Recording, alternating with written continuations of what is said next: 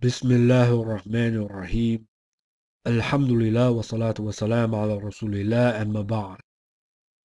Assalamu alaikum wa rahmatullahi wa barakatuh. In today's video, we're going to be discussing with you the two different types of Joomla that we're going to find when we are studying the Arabic language. Now, in one of the previous videos, we talked about the different types of kalimat, or the different types of words that we're going to find. And obviously, once we put these words together, we're going to begin making sentences. So it's important for us to know exactly what are the different types of sentences that we will be using, and also how to construct them.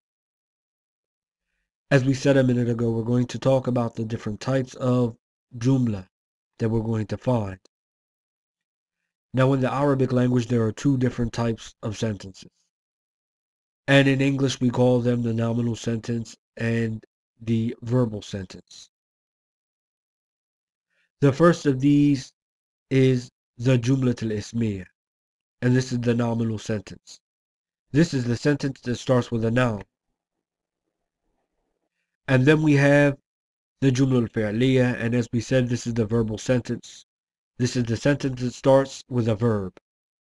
And inshallah, I'm going to give you a few examples so that you know what they look like.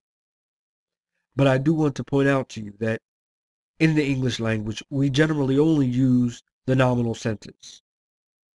We never start a sentence with a verb.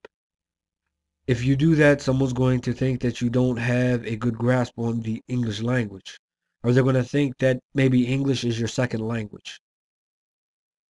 We obviously would always say that Muhammad closed the door.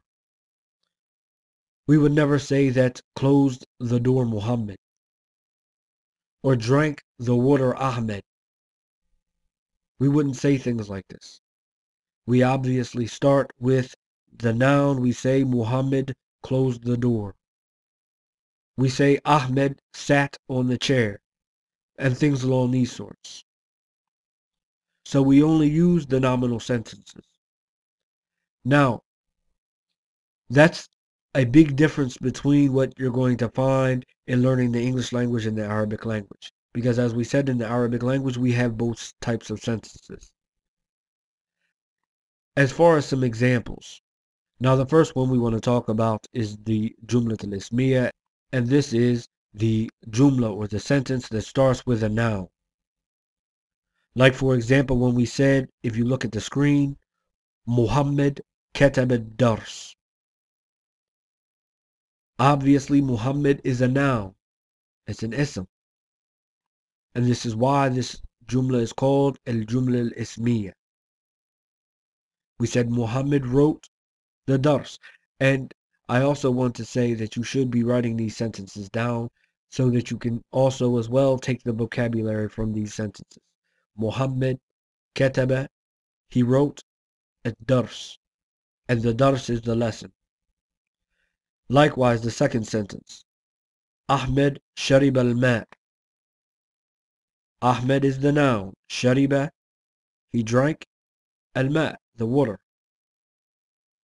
And Umar akala at-ta'am. Umar is the noun. Akala is the verb. He ate. At-ta'am is the food. So you see, in all three of these sentences, we began each sentence with a noun. Now, the second type of sentence that we want to talk about or give you some examples of is the Jumla al-Fi'liyya. Al-Jumla al-Fi'liyya. The Jumla that starts with the verb. Now, we're going to use similar sentences to the ones we just mentioned, and I'll tell you why in a minute. The first of these sentences, as you see, it says Kataba Muhammad ad-Dars.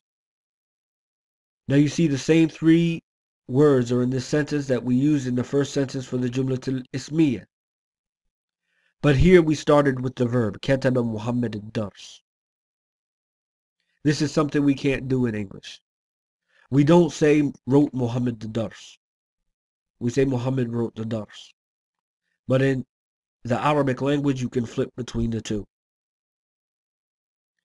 And the second sentence is Shariba Ahmed al-Ma. Ahmed drank the water. Ahmed drank the water.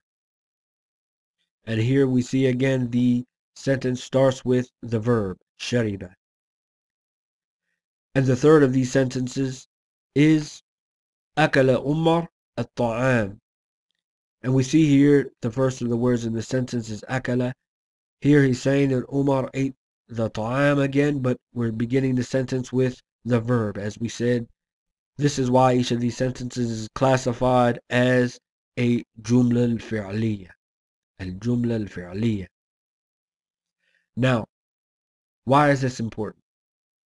Because as you go further in your studies, you will begin to realize that there's a difference between saying Muhammad kataba ad-dars and kataba Muhammad ad-dars. There's a small difference in the meaning of these two sentences. Yes, they both mean Muhammad wrote the lesson. But what is intended by one isn't necessarily what is intended by the other.